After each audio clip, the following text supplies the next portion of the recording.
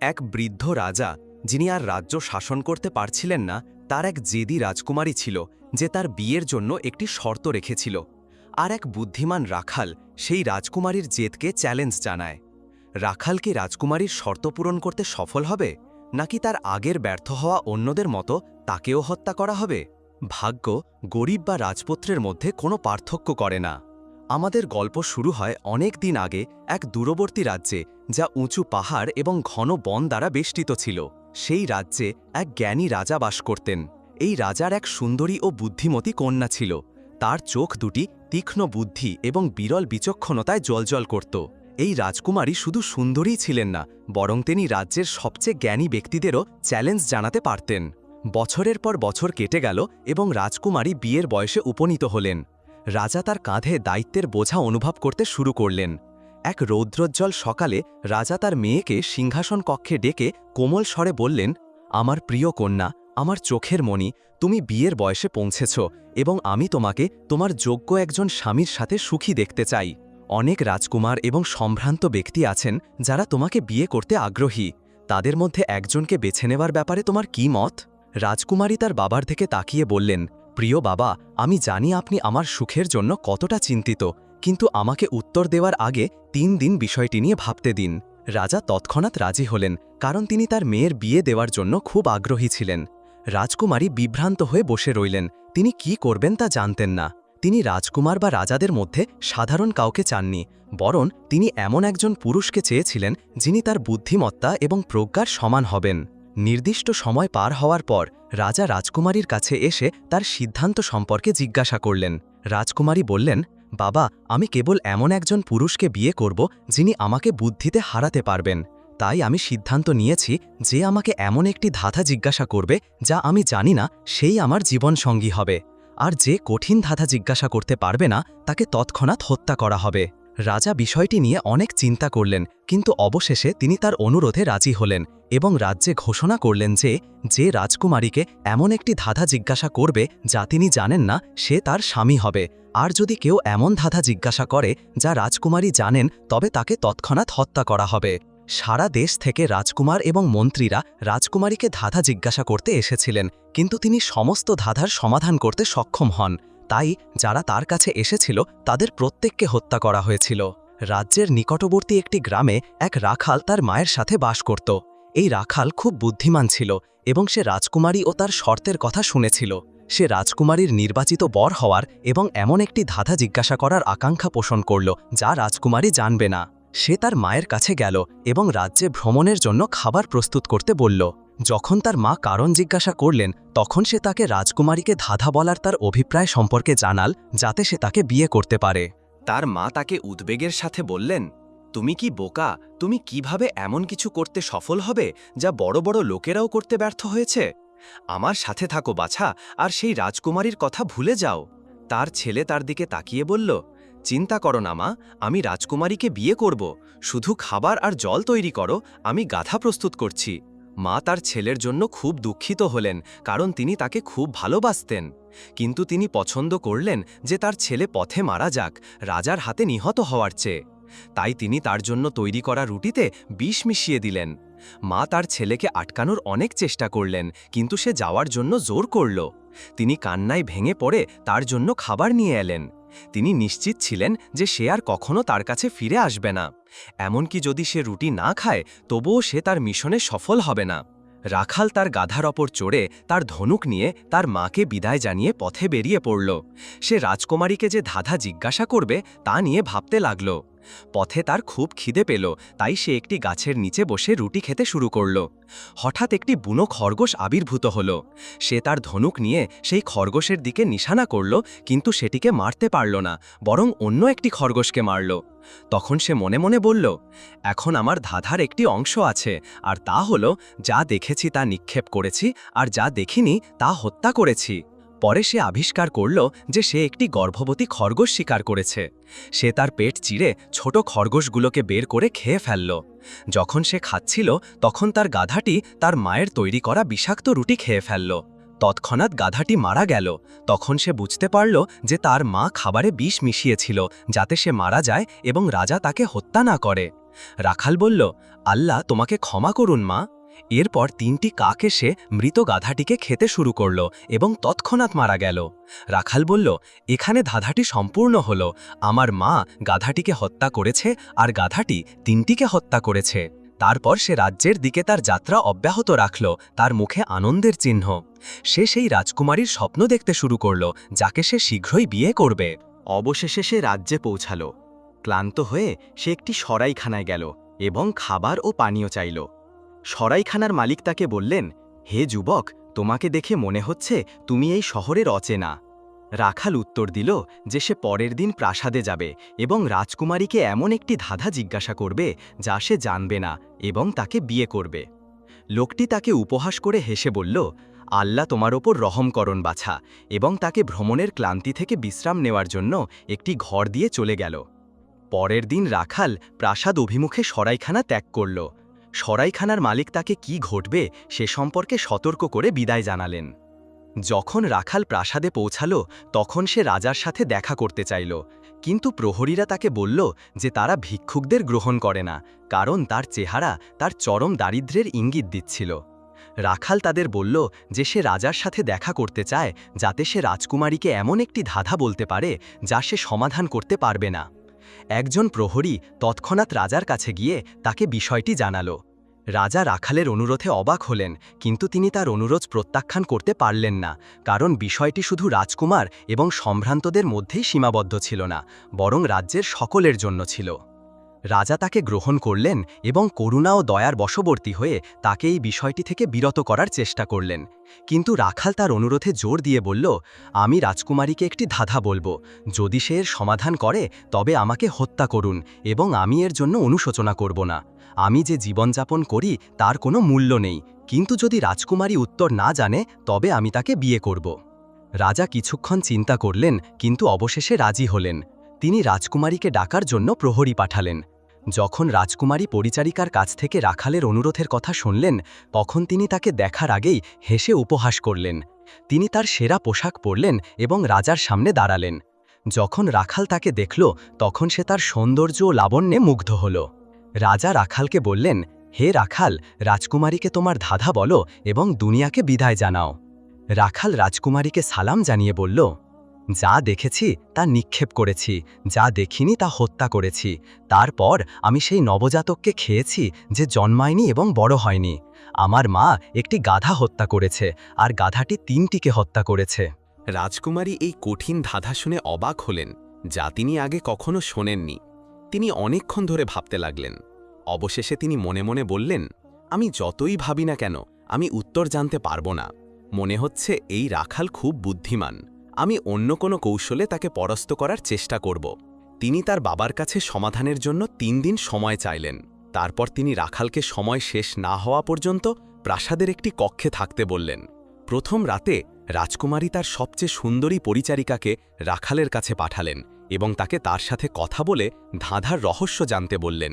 পরিচারিকা রাখালের কক্ষে গিয়ে মিষ্টি কথায় তার সাথে কথা বলতে শুরু করল এবং তার বুদ্ধিমত্তার প্রশংসা করতে লাগল। কিন্তু রাখাল বুঝতে পারল যে এই পরিচারিকা কি করতে চায়, তাই সে তার সাথে কথা চালিয়ে গেল, কিন্তু ধাঁধার রহস্য প্রকাশ করল না। সকালে পরিচারিকা খালি হাতে রাজকুমারীর কাছে ফিরে এসে তাকে যা ঘটেছে তা জানাল। রাজকুমারী বললেন, এই রাখাল কোনো সাধারণ মানুষ নয়। দ্বিতীয় দিন রাজকুমারী অন্য একজন পরিচারিকাকে আবার চেষ্টা করার জন্য পাঠালেন, কিন্তু প্রথম পরিচারিকার সাথে যা ঘটেছিল তাই ঘটল। তৃতীয় রাতে রাজকুমারী নিজে গিয়ে এই রাখালের সাথে চেষ্টা করার সিদ্ধান্ত নিলেন। রাখাল তাকে বলল যে সে সকালে তাকে রহস্যটি জানাবে, কিন্তু যখন সে ঘুম থেকে উঠল তখন 3 দিন পার হয়ে গিয়েছিল। রাখাল রাজকুমারীকে বলল, আমার রহস্য প্রকাশ করার কোনো কারণ নেই। তখন রাজা বললেন, ঠিক আছে আমার কন্যা, রাখাল জিতেছে এবং তোমাকে তাকে বিয়ে করতে হবে। রাজকুমারী রাজার কথায় আপত্তি জানিয়ে বললেন যে তিনি একজন সাধারণ রাখালকে বিয়ে করতে প্রস্তুত নন, যদি না সে 3টি কাজ করতে পারে, আর যদি সে তা করতে না পারে তবে তাকে তৎক্ষণাৎ হত্যা করা হবে। রাখাল তাকে জিজ্ঞাসা করল সেই কাজগুলো কি। রাজকুমারী বললেন, প্রথমত তোমাকে 100টি বুনো খরগোশ মাঠে নিয়ে যেতে হবে এবং সারা দিন তাদের চড়াতে হবে। সূর্যাস্তের সময় তোমাকে একটিও না হারিয়ে প্রাসাদে ফিরে আসতে হবে 3 দিনের জন্য। এরপর তোমাকে একটি ঘরে ১০০টি রুটিসহ বন্দি করা হবে এবং তোমাকে একদিনে সেগুলো খেতে হবে। আর শেষ কাজটি হল তোমাকে এক রাতে গমের এবং জবের একটি বড় স্তূপ আলাদা করতে হবে। তারপর রাজকুমারী ঘুরে দাঁড়িয়ে বললেন, এবং পরিশেষে তোমাকে একটি অবিশ্বাস্য গল্প নিয়ে প্রাসাদে আসতে হবে। রাখাল বলল, এটা অসম্ভব আমার রাজকুমারী, কিন্তু রাজকুমারী জোর করলেন। রাখাল দুঃখিত হয়ে প্রাসাদ থেকে বেরিয়ে গেল, সেই ধাঁধার কথা ভাবতে লাগল যা তার কোনো কাজে আসেনি। যখন সে দুঃখিত এবং চিন্তিত হয়ে বসে বিষয়টি নিয়ে ভাবছিল, তখন একজন জাদুকরী বুড়ি তার সামনে উপস্থিত হয়ে বলল, তোমার কি হয়েছে যুবক? রাখাল দীর্ঘশ্বাস ফেলে তাকে সব ঘটনা জানালো। বুড়ি তাকে বলল, তুমি রাজকুমারীর শর্ত পূরণ করেছ এবং তোমাকে বিয়ে করা উচিত। তার অনুরোধগুলো আমি তোমাকে পূরণ করতে সাহায্য করব। এই জাদুকরী বাঁশিটি নাও এবং খরগোশদের নিয়ে মাঠে যাও, যেমন রাজকুমারী তোমাকে বলেছে, এবং তারা পালিয়ে যাবে বলে চিন্তা করো না। সূর্যাস্তের সময় তোমাকে শুধু এই বাঁশিটি বাজাতে হবে এবং সমস্ত খরগোশ দৌড়ে যেখানেই থাকুক না কেন চলে আসবে। সকালে রাখাল খরগোশদের নিয়ে মাঠে গেল। যখন সূর্য অস্ত গেল তখন সে বাঁশি বাজাল এবং তৎক্ষণাৎ তারা সবাই এসে তার পিছনে পিছনে প্রাসাদে চলে গেল। প্রাসাদের সবাই রাখালের ফিরে আসায় অবাক হয়ে গেল। তারা তাকে বলল, তুমি এটা কিভাবে করলে? কিন্তু রাখাল তার রহস্য গোপন রাখল এবং কাউকে কিছু বলল না। পরের দিন রাজা একজন ভৃত্যকে পাঠালেন রাখালের কাছ থেকে অন্তত একটি খরগোশ নিয়ে আসার জন্য। ভৃত্য রাখালের সাথে দর কষাকষি শুরু করল, যতক্ষণ না রাখাল তাকে তার আঙুলে থাকা আংটি থেকে তৎক্ষণাৎ চিনে ফেলল, কিন্তু সে কিছু বলল না। ছদ্মবেশী রাজা তাকে জিজ্ঞাসা করলেন, এই খরগোশের জন্য তুমি কত দাম চাও? রাখাল বলল, আমি টাকা বা সোনা চাই না, আমি চাই তুমি আমার পা থেকে জুতো খুলে জল দিয়ে ধুয়ে আমার পায়ে চুম্বন করো। এই কথা শুনে রাজা অত্যন্ত অপমানিত বোধ করলেন। রাজা কিভাবে রাখালের পায়ে চুম্বন করতে পারেন এবং সেগুলো জল দিয়ে ধুতে পারেন? কিন্তু তারপর তিনি ভাবলেন যে রাজকুমারীর রাখালের সাথে বিয়ে না হওয়াটা কিছু কষ্ট এবং অপমানের যোগ্য। তিনি মনে মনে বললেন, যাই হোক, কেউ জানবে না যে আমি এটা করেছি। এবং সত্যি তিনি রাখালের জুতো খুলে তার পায়ে চুম্বন করলেন এবং তারপর সেগুলো জল দিয়ে ধুলেন। রাখাল রাজাকে খরগোশটি দিয়ে মনে মনে হাসল, কিন্তু যখন রাজা প্রাসাদে ফিরে যাচ্ছিলেন এই ভেবে যে তিনি এই রাখালকে পরাস্ত করেছেন, তখন রাখাল বাঁশি বাজাল। খরগোশটি রাজার হাত থেকে লাফিয়ে রাখালের দিকে দৌড়ে গেল।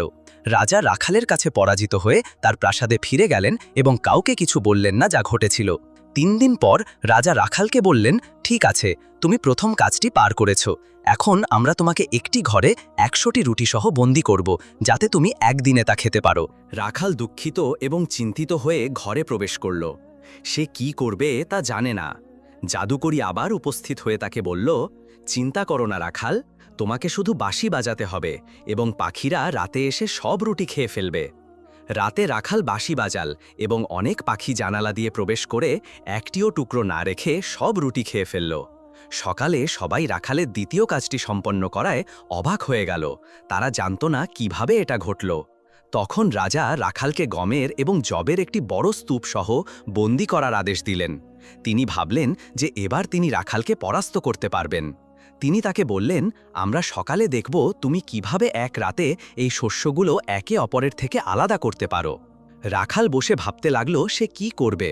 হঠাৎ জাদুকরী আবার তার সামনে দাঁড়িয়ে বলল, হে রাখাল, দুঃখ করো না এবং চিন্তা করো না, বাঁশি বাজাও এবং শান্তিতে ঘুমাও, পরে পিঁপড়া এসে গমের দানা জব থেকে আলাদা করবে। এবং সত্যি, যখন রাখাল সকালে ঘুম থেকে উঠল তখন সে ঘরে 2টি স্তূপ দেখতে পেল। এভাবে রাখাল তার শেষ কাজটি সফলভাবে সম্পন্ন করল। যখন রাখাল বড় হলে রাজা এবং রাজকুমারীর সাথে দেখা করল, তখন রাজকুমারী তাকে বললেন, তুমি আমার চাওয়া সবকিছুই করেছ, কিন্তু তুমি গল্পটি ভুলে গেছ। তোমাকে আমাদের একটি অবিশ্বাস্য গল্প বলতে হবে। রাখাল রাজার দিকে তাকিয়ে বলল, আমার কাছে একটি গল্প আছে যা আমি বললে কেউ বিশ্বাস করবে না।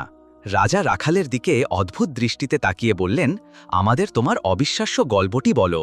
কিন্তু রাখাল প্রথমে রাজার কানে গল্পটি ফিসফিস করে বলতে পছন্দ করল এবং তারপর উপস্থিতদের কাছে তা বর্ণনা করতে চাইল। রাজা রাজি হলেন এবং রাখাল তার কাছে এসে ফিসফিস করে বলল, রাজকুমারী এবং উপস্থিতরা কি বিশ্বাস করবে যে হে আমার প্রভু, আপনি আমার পায়ে চুম্বন করেছেন এবং জল দিয়ে ধুয়েছেন? যখন রাখাল রাজার কথা শুনলেন তখন তিনি রাগান্বিত হয়ে দাঁড়িয়ে উচ্চস্বরে বললেন, সত্যি এটি একটি অবিশ্বাস্য গল্প। রাজকুমারী আপত্তি জানিয়ে বললেন, আমরা প্রথমে গল্পটি শুনতে চাই। রাজা বললেন, তার কাছে সত্যিই একটি অবিশ্বাস্য গল্প আছে এবং সে সমস্ত শর্ত পূরণ করেছে। যদি তুমি তাকে বিয়ে না করো তবে আমি তোমাকে তৎক্ষণাৎ হত্যা করব। যখন রাজকুমারী দেখলেন যে রাজা যা বলছেন তাতে তিনি তখন রাখালকে বিয়ে করতে রাজি হলেন। মনে মনে তিনি জানতেন যে রাখাল শুধু বুদ্ধিতেই তাকে ছাড়িয়ে যায়নি, বরং রাজাকেও ছাড়িয়ে গেছে। বিয়ের দিন রাজা রাজকুমারীর কাছে এসে বললেন, রাখাল বুদ্ধিমান এবং দয়ালু হৃদয়ের, এবং তুমি তার সাথে খুব সুখে থাকবে। রাজকুমারী, যিনি ঘরের সবাইকে বিদায় করে দিয়েছিলেন, বললেন, বাবা, আপনি কি আমাকে সেই অবিশ্বাস্য গল্পটি বলতে চান না? আমি এখনও এটি নিয়ে ভাবছি। রাজা চারপাশে তাকিয়ে রাজকুমারীর কাছে এসে ফিসফিস করে তাকে রাখালের সাথে যা ঘটেছিল এবং কিভাবে তিনি তার পায়ে চুম্বন করেছিলেন এবং সেগুলো ধুয়েছিলেন। গল্পটি শুনে রাজকুমারী হেসে উচ্চস্বরে হেসে উঠলেন এবং রাজাকে বললেন, সে সত্যিই একজন বুদ্ধিমান মানুষ। যখন রাখাল বিয়ের পোশাক প্রস্তুত করছিল, তখন জাদুকরী তার কাছে এসে বলল, বিয়ের জন্য অভিনন্দন, তুমি এর যোগ্য হে দয়ালু, কিন্তু আমার বাঁশিটি ফিরিয়ে দাও। সে তাকে বাঁশিটি ফিরিয়ে দিয়ে ধন্যবাদ জানাল। জাদুকরী চোখের পলকে তার সামনে থেকে অদৃশ্য হয়ে গেল। রাখাল কিছুক্ষণ চিন্তা করে বলল, আমি আমার মায়ের উপস্থিতি ছাড়া বিয়ে করব না। সে দ্রুত তাকে নিয়ে আসার ব্যবস্থা করল। রাজা সৈন্যদের একটি জমকালো রথ নিয়ে তার মাকে নিয়ে আসার জন্য পাঠালেন। যখন তারা তার কাছে পৌঁছালো, তখন তারা তাকে রাজার সাথে দেখা করার জন্য প্রাসাদে আসার কথা বলল। তার মুখে দুঃখের ছাপ ছিল এবং তার চোখ থেকে অশ্রু ঝরছিল। সে ভেবেছিল যে তার ছেলে রাজকুমারীর শর্ত পূরণ করার চেষ্টা করতে গিয়ে মারা গেছে। যখন সে প্রাসাদে পৌঁছালো, তখন সে তার ছেলেকে দেখল। সে তাকে সব ঘটনা জানালো। সে মাদিতে লুটিয়ে পড়ে বলল, আমাকে ক্ষমা করো বাছা, কিন্তু আমি এটা করেছিলাম কারণ আমি তোমাকে প্রাসাদের গেটে ঝুলতে দেখতে চাইনি। রাখাল তাকে জড়িয়ে ধরে বলল, আজ থেকে তুমি আমার সাথে এখানে প্রাসাদে থাকবে। প্রাসাদে সকলের উপস্থিতিতে উৎসব অনুষ্ঠিত হল। তারা রাজকুমারীর সাথে সেই দয়ালু রাখালের বিয়েতে আনন্দিত ছিল, যে এত কষ্টের পর তার যোগ্য ছিল।